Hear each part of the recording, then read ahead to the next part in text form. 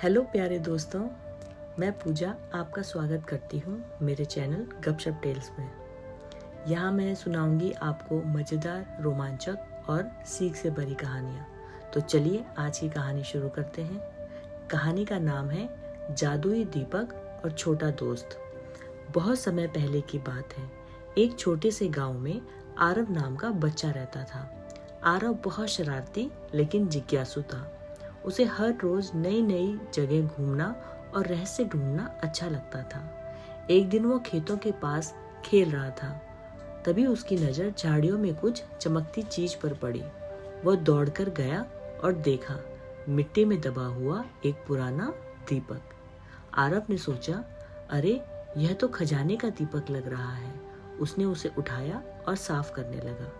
अचानक दीपक हिला और उसमें से धुआं निकलने लगा। कुछ ही पलों में धुएं से निकलकर एक विशाल नीला जिन उसके सामने खड़ा हो गया। जिन बोला, धन्यवाद छोटे दोस्त, तूने मुझे 100 साल की कैद से आजाद किया है। अब मैं तेरा दोस्त बनता हूँ और तेरी 3 इच्छाएं पूरी करूँगा।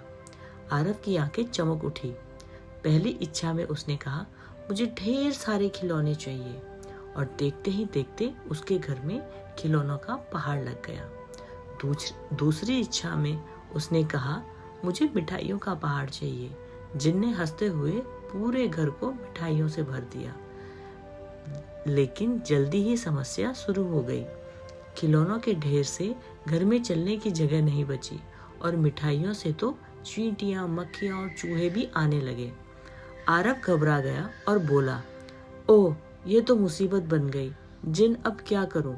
जिन मुस्कुराया और बोला, दोस्त, असली मजा मेहनत और संतुलन में है। अगर सब कुछ आसानी से मिल जाए तो उसकी अहमियत खत्म हो जाती है।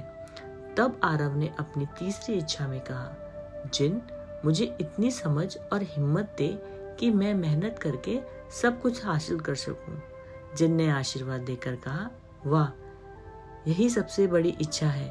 अब तू जीवन में कभी हार नहीं मानेगा। उस दिन से आरव बदल गया। वह मेहनती, समझदार और सबका मददगार बन गया। गांव वाले भी कहते थे, आरव ही सबसे होशियार बच्चा है।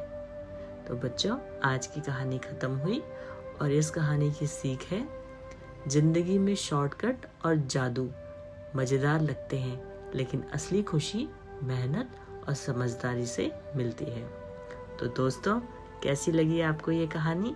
अगर आपको मेरी कहानी पसंद आई हो तो please like, share and subscribe my YouTube channel. तब तक के लिए अलविदा।